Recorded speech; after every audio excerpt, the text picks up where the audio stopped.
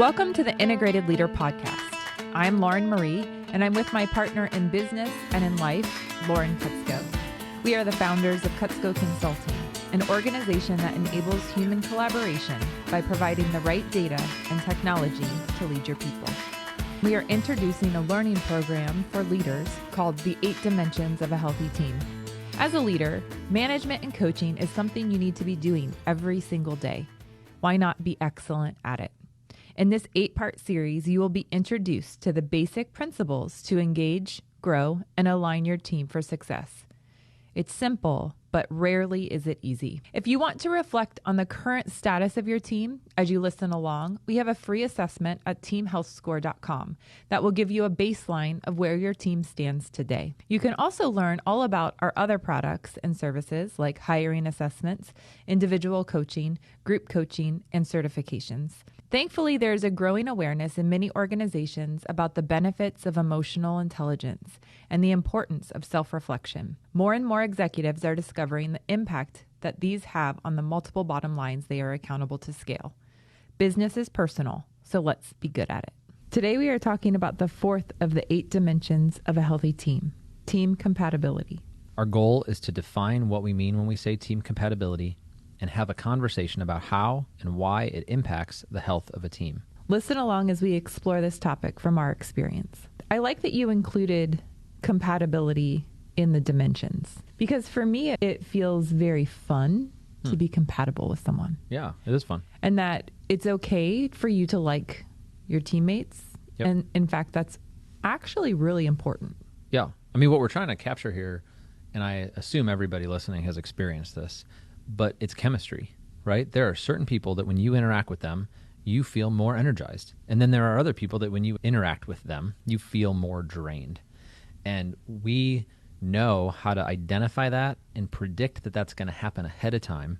When you're dealing with a work team, when you can assemble those people based on data and write job descriptions and hire them and give them roles to do, we believe that there's a right way and a good way to be able to identify who you're looking for and build a team that's compatible with one another so that generally speaking, it's going to be a more energetic environment and not a draining one.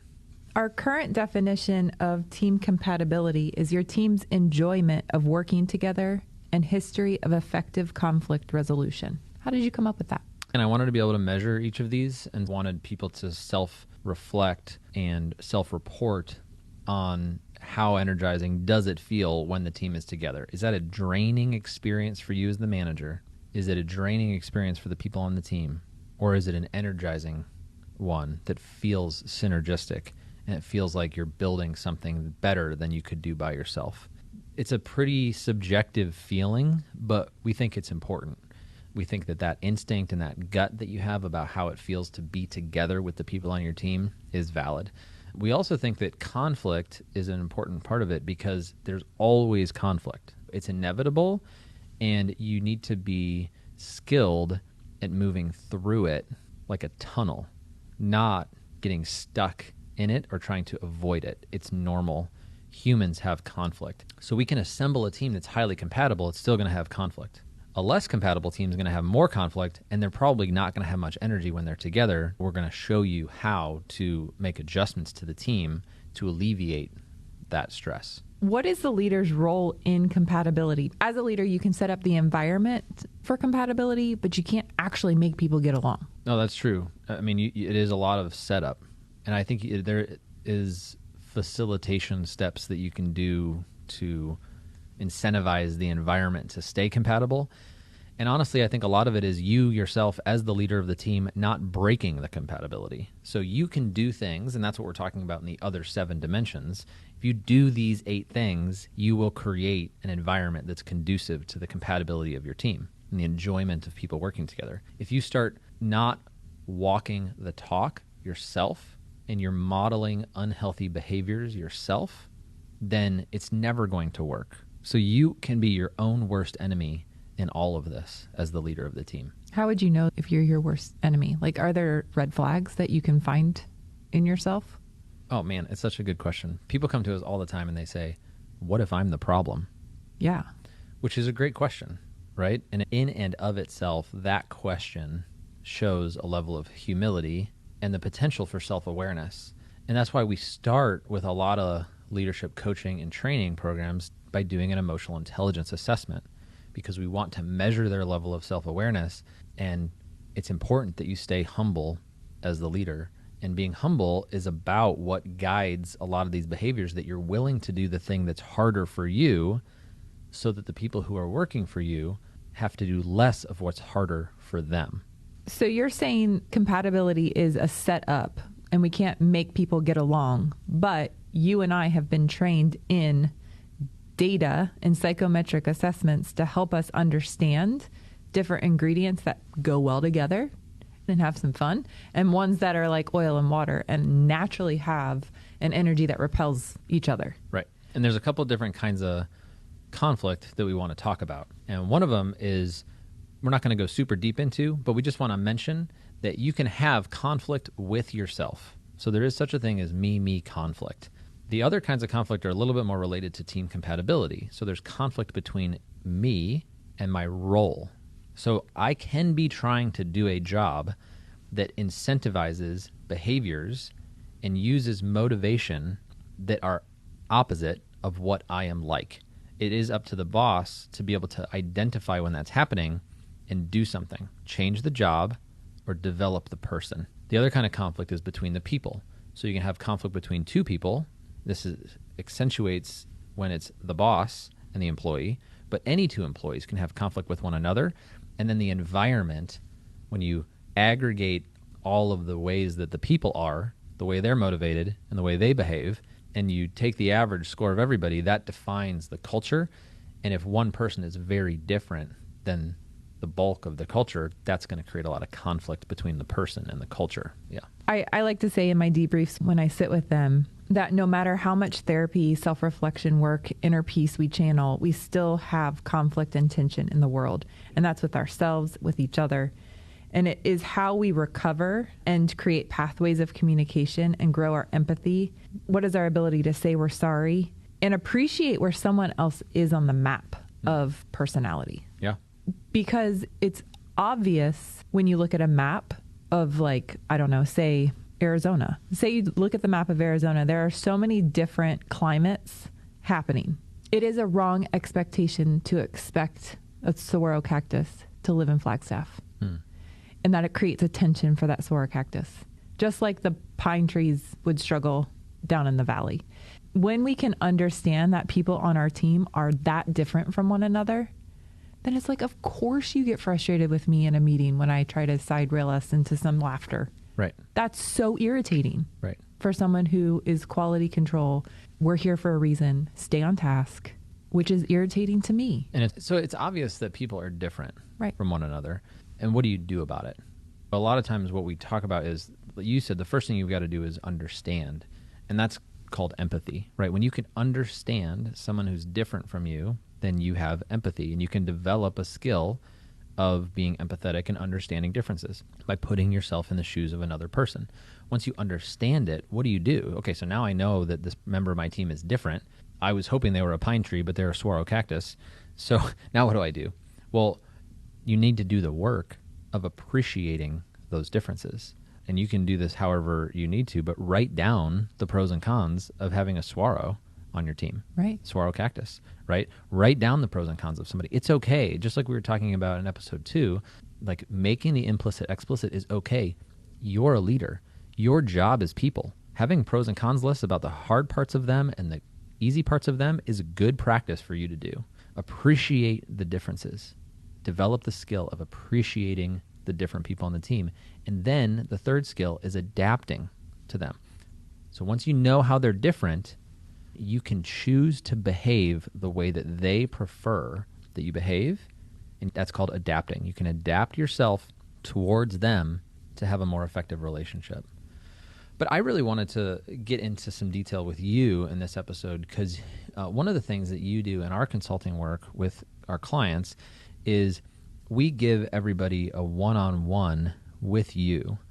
And I just thought it might be good for you to talk about what that's like and why we do that so that our listeners can understand what is it that you're going through in that one-on-one session. What are you reviewing, and why is that important to the teams that we work with when we're trying to create a healthy culture on the team? I believe that the first part of understanding how to participate on a team and learning to move in the world is through self-reflection and understanding and building our own self-awareness. I can't really learn to adapt myself to you unless I understand who I am. And I think a lot of us walk around the world not really knowing who we are.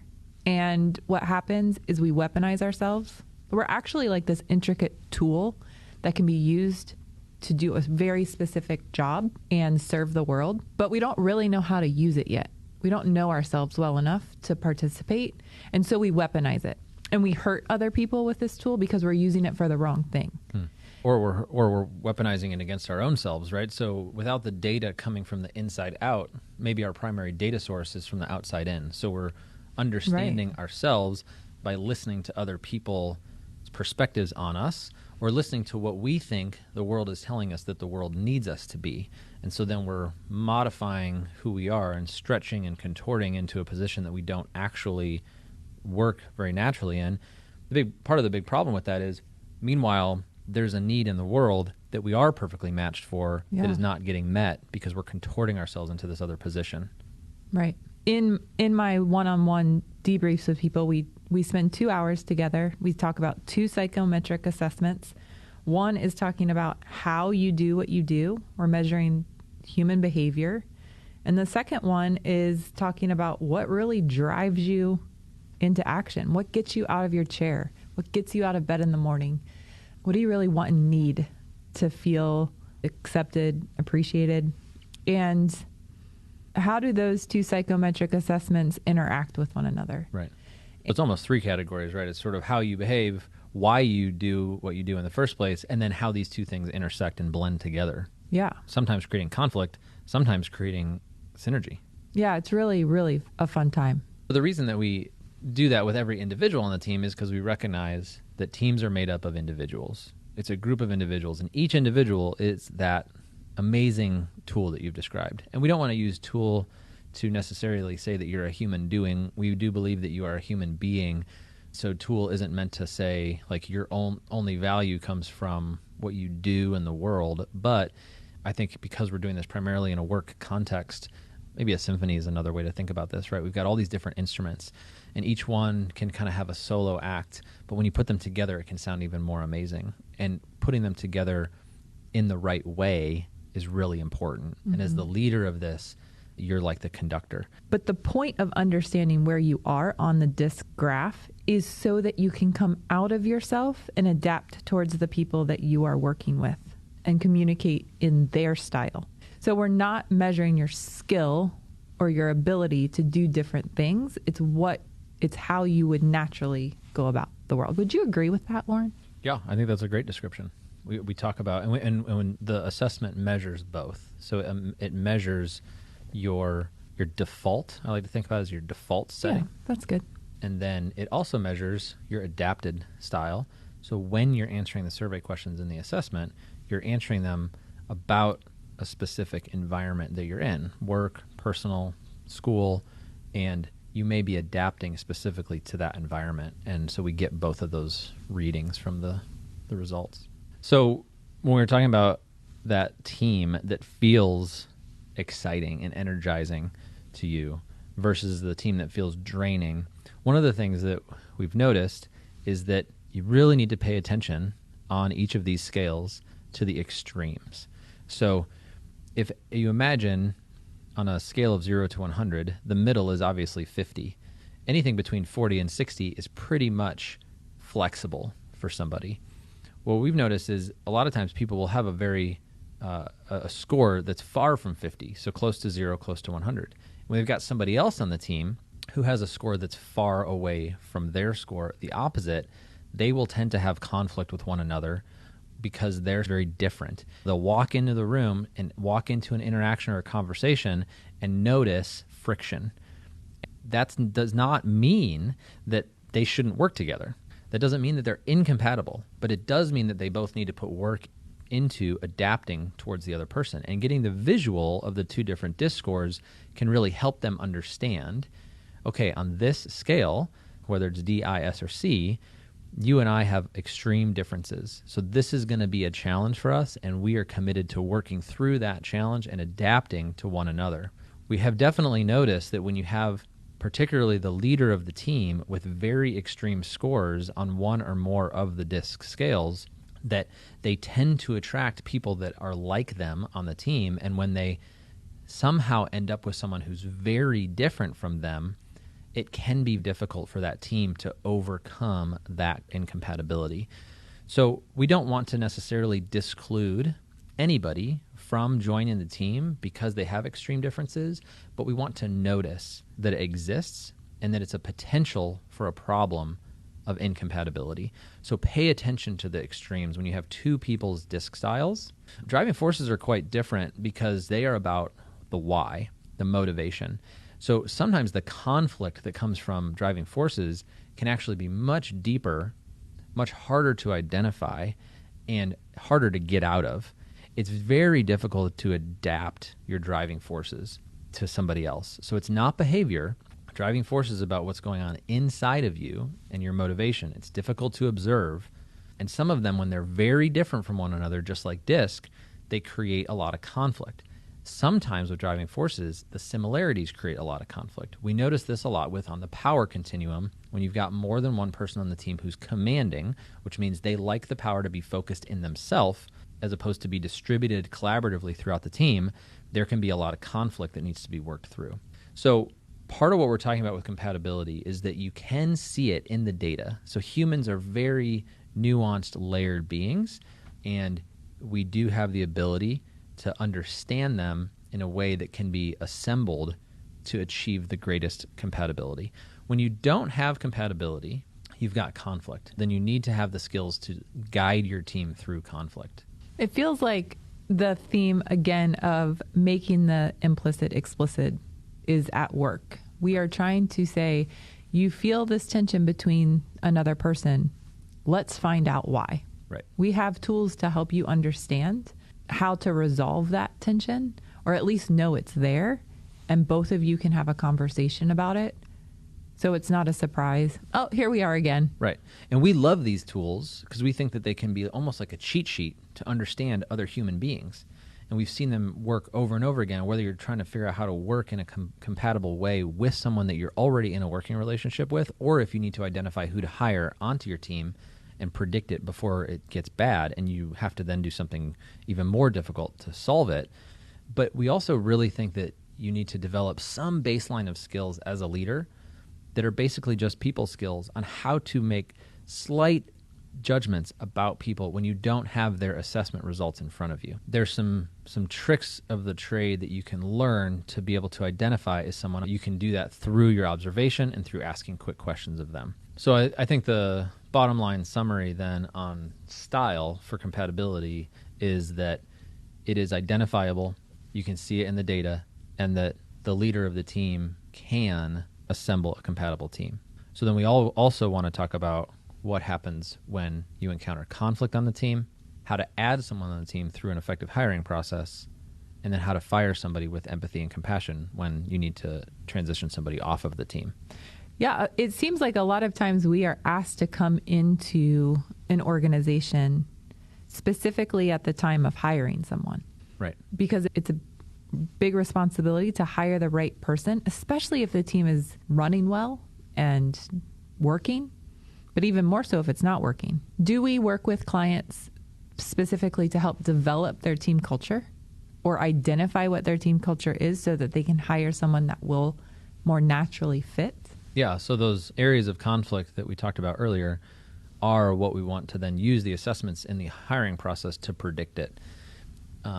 Most people, when they just are learning to hire and they're hiring the first time, but then also people that have been hiring for a long time end up going with their gut. And there's just a lot of bias built into instinct-based, gut-based hiring decisions. So we think that you need to include some gut in your hiring decision. We also think that you need to include some data in your hiring decision, And we also think that you need a really strong process. And those three things should make up a third of your hiring decision. We want the human part of the process that you've probably already been doing to be up to a third. We want leveraging the data that shows up in psychometric hiring assessments that we use for selection to be a third. And we want you to be standing on a really strong hiring process that leads to a good hiring decision. As a leader, sometimes it feels like when they have to hire someone, they are exhausted, they are frantic, and they just want the process to be over. Right. And that's one of the biggest risks that you need to have the self-awareness to know about in you, is that you really want to be very careful not to make your hiring process a task like any other task that you're trying to get checked off your to-do list. That's not necessarily the win, because there's one of four ways that it can go when you hire somebody. You can either hire the right person, you can hire the wrong person, you can not hire the right person, or you can not hire the wrong person. And if those are your four choices in the hiring process, hurrying to check off and then getting one of the three bad ones for that is far worse than hiring the right person. So your actual goal as you're going through the hiring process is not to complete the hiring process and make a decision as expediently as possible. It's to avoid hiring the wrong person. And you really need to frame your whole hiring process around avoiding getting the wrong person onto your team, because that wrong person on your team will have so much detriment to the rest of the team that whatever reason you initially set out to hire somebody, probably to advance the team's progress, will take so many steps backwards from putting the wrong person on the team that it will be like you had to go back at least 18 months into history. And probably that's not why you're hiring somebody, is to go backwards in time. If you accidentally don't hire the right person, that is not as bad as hiring the wrong person. So you want to orient your process around eliminating bad hires, not trying to find the best person. Yeah, and when people hire us to help them hire someone else, it is a grueling process, because we are forcing them to state explicitly what this person is going to do, how they're going to spend their time, and it forces them to define the role with objectivity. So many hiring managers approach this like, and this is really good news, right? It's like really good news. You've gotten your department, your organization, your team, your business to a place from your vantage point, margin in your budget to bring other people in to do this with you. Great news. Whether you've got a bunch of people and you're adding one more, or this is the first person you're adding to your team, like finally you've got some financial margin that you think you want to take a risk and bring somebody onto the team. Unfortunately, you're probably looking at it going, I don't really know what they need to do. I don't necessarily know how to write a job description. I don't know how to write a job description in such a way that I can measure their fit for the job before I hire them. But I've got the budget. Let's get somebody in here. And if I hire the right person, we'll figure it out together. I don't disagree with that process as long as that implicit thing is made explicit. So if in your recruiting you tell somebody, I don't really know what you're going to be doing here, but I would really like to be working with you. Do you want to join the team and figure this out together? Are you okay with not knowing what we're doing? Are you okay with that? Then that's one way to hire. If you fudge it and kind of make it up to try to sound confident, like you do know, but you really don't, and then they get in there and you go, yeah, all that stuff you put in the job description, I had to type something into Indeed. Nope.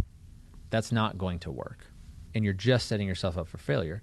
Whether your person's coming in making $50,000 a year, $75,000 a year, $100,000 a year or more, doing this process again in 3 months, 6 months, even 18 months is extremely costly. So if you're finding this exciting room in your budget to bring somebody on, you can't afford to do it wrong. It's hard work to hire someone. Oh, right. You want to posture your whole process towards identifying a reason not to hire somebody. And when you identify a reason not to, that's where you really want to be able to sort of settle on that item in the cons list and be like, if I can afford to, if I've got enough good candidates, then as soon as I identify one reason not to, I can just discard that person. If I don't, then I've really got to sort through what is it going to take on the other side of this hire for me to develop this person to grow through this bullet point on their cons list? And am I willing to do that? And it's so much of this is about being honest to yourself. The other thing that we want to take from implicit to explicit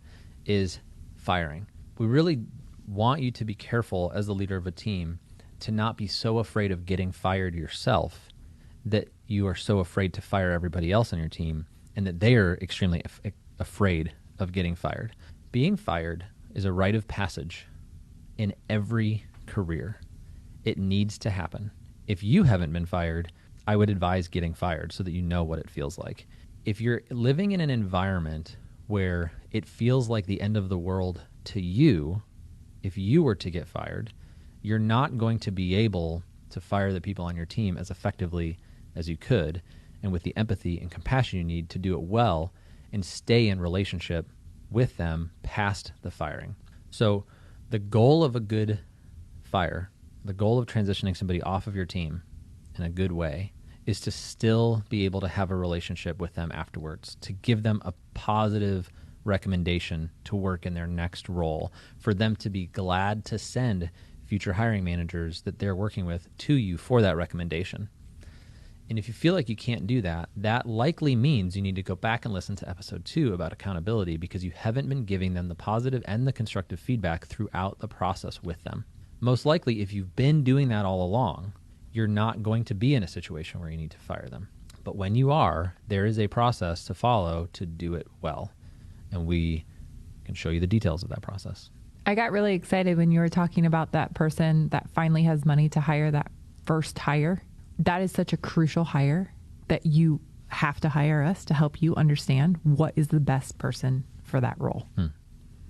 That is just everything. Right. And what we're going to do is we're going to look at the data. We're going to help you write the job description. We're going to write the job description in a certain way so that the job description itself can be assessed just like a person can be assessed.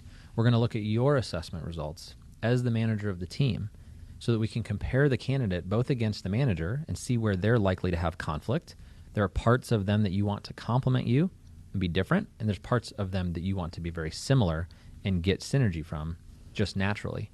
There's parts of the job that you want to be different from you. There's probably things that are tasks that need to happen that you're not doing well. That's why you want to hire someone. So when we define the job description in a way that can be assessed, then you can start assessing the candidates and predicting before you make a hiring decision who will be a good fit for the role, who will be a good fit for you, and who will be a good fit for the other people on the team if you've also assessed everybody else on the team.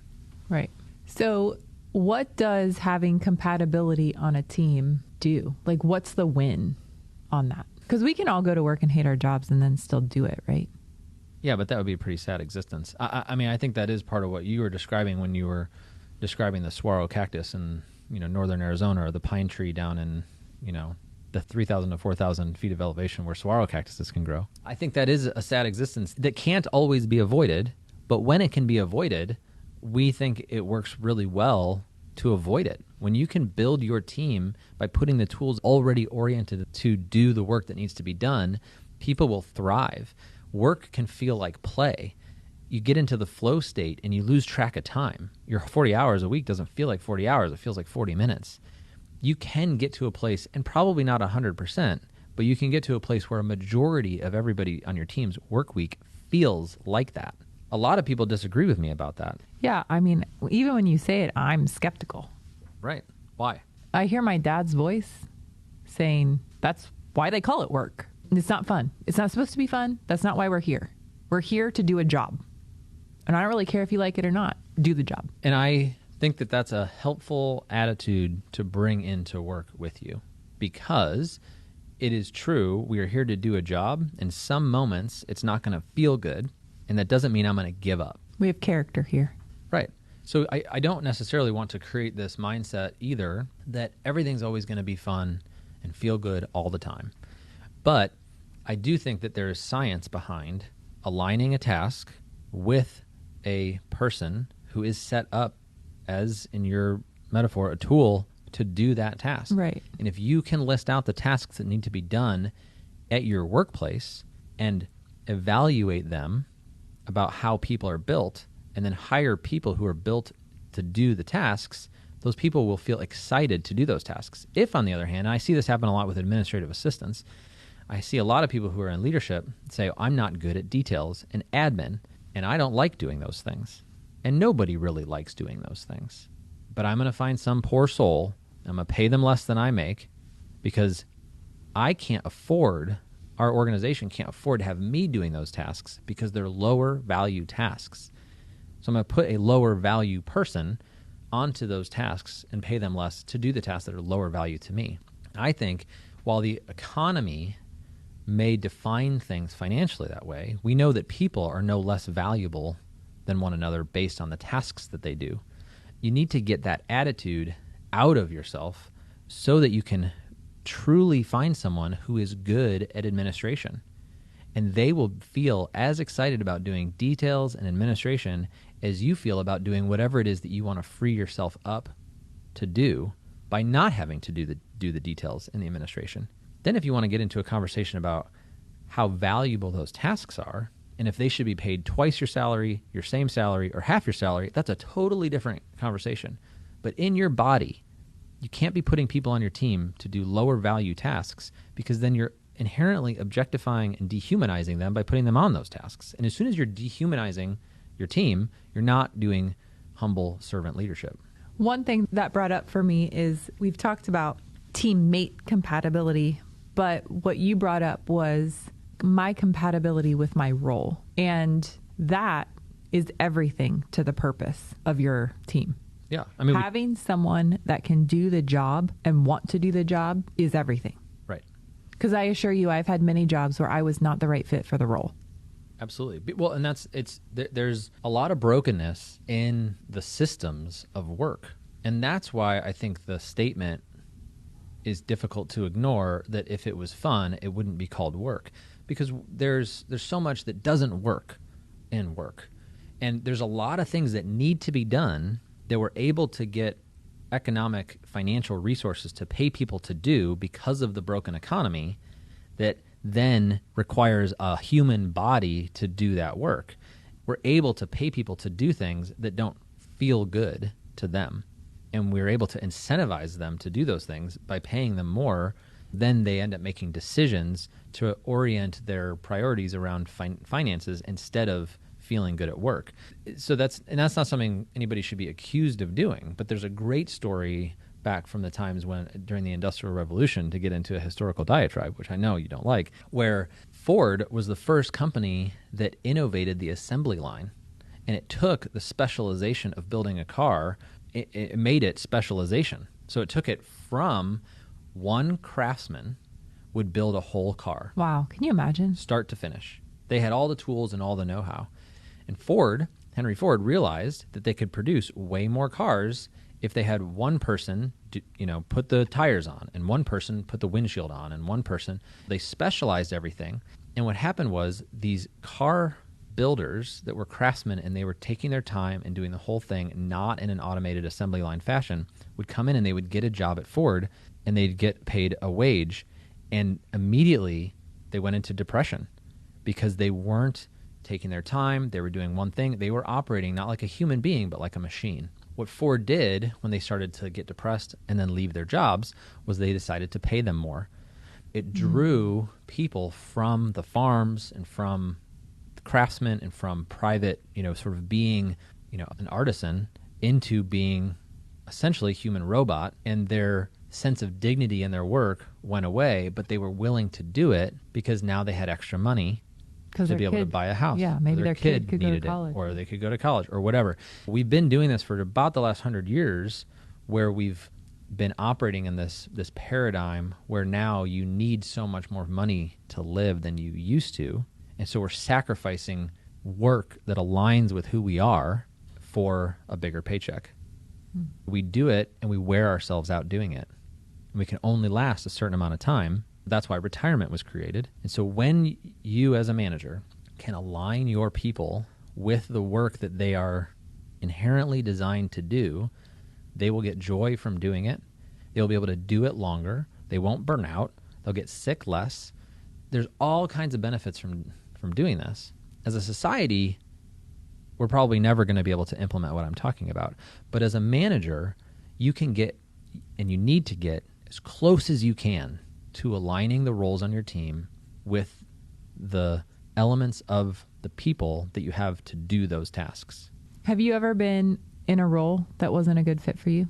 I mean, this is where I shift from, being an optimist to being a pessimist. I mean, I think my experience has been the same as everybody else's, right? Like, work is called work for a reason because it's not fun. Every job that I'm in as the worker, I think I would take a different attitude and have a different message when I'm talking to the worker than when I'm talking to the team leader, because they don't have that authority to be able to make these kinds of modifications. So if you're talking to an individual contributor about how to align their own role with themselves, that's sort of a different approach that you need to take. For me, as a worker, I've always felt like I need to do everything I can also. I don't necessarily believe and trust that every boss I've had has my best interest in mind and wants to make that alignment happen. So that's why it's really important for me to know myself and how I work, and then to try to modify my job where possible to match. And 100% isn't really the goal. It's sort of an unrealistic goal. But I mean, if I can get it as close to 80 as possible, where I'm spending 80% of my time aligned and 20% of my time 1 day a week that I can just try to put my head down and get through the pain. In my debriefs, I talk about this time, like knowing where you are adapting and that it is going to cause stress in your body and you are going to have to do things that feel hard. If you know, like, I feel like in work, we're like, oh yeah, that's just what I'm going to do. But if you were going to go do a workout or if you were going to do a home project that was going to require some extra energy from you, you would do it when you were well rested, you had had breakfast, you'd be fully caffeinated. And then after, you're going to set up some recovery time. And to have that mentality at work, like, okay, I know I'm not really good with Excel spreadsheets. I don't really like doing this detail orientedness, but I have to do it. I'm going to time it Tuesday mornings at 9 a.m. I'm going to shut my door. I'm going to get my favorite latte. I'm going to sit here and I'm going to do this. And then I'm going to shake it out and I have a lunch meeting with whoever it is that I need to have lunch with. And again, it's about making what's implicit explicit. So I know that there's certain things I don't like to do, but I haven't necessarily sat down and processed it and analyzed it. Right. But if I do that, then I can start doing that kind of thing with my schedule. And I can say, I'm going to make this as painless as possible, right? For the pain stuff. And then the other stuff I'm going to put at the best time of the week when I have my best energy. Right. I really like that rule for my life. I would like to hear other people process the hard things in their work. Is it explicit for them? Or are they just kind of sitting in this abstract feeling of dread? Right. Still. Right. Because it doesn't have to stay that way. Right. We have data. Use it. What else do we want to say about the team compatibility? I mean, those are the main things. We really wanted to show people that compatibility can be measured, that you can assemble a team that's compatible, that conflict is inevitable and how to get through it, how to add people to the team who will be compatible, and how to take people off the team who are not compatible. It's a lot. It is a lot. We talked about the fourth dimension of a healthy team, team compatibility. Today we talked about the fourth of the 8 dimensions of a healthy team, team compatibility. Our goal was to define what we mean when we say it, have a conversation about how and why it impacts the health of a team. It's been a pleasure to be here with you. Thanks for joining us. We'll see you next time.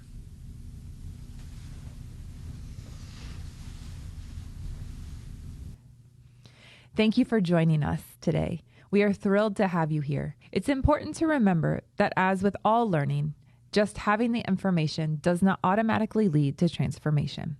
We can give you all of the analytics and methodologies, but team transformation will not happen without you incorporating new behaviors into your leadership practice. Listening to a podcast without beginning to practice better management is a lot like learning about exercise without moving your body. Starting anything new will feel awkward and funny at times. This is normal and doesn't mean you should stop. Discomfort is a sign that it is working and that your brain is getting stronger. Stick with it. Commit to trying our methods for 8 weeks to 6 months and then observe and see what's next. See you next time on the Integrated Leader Podcast.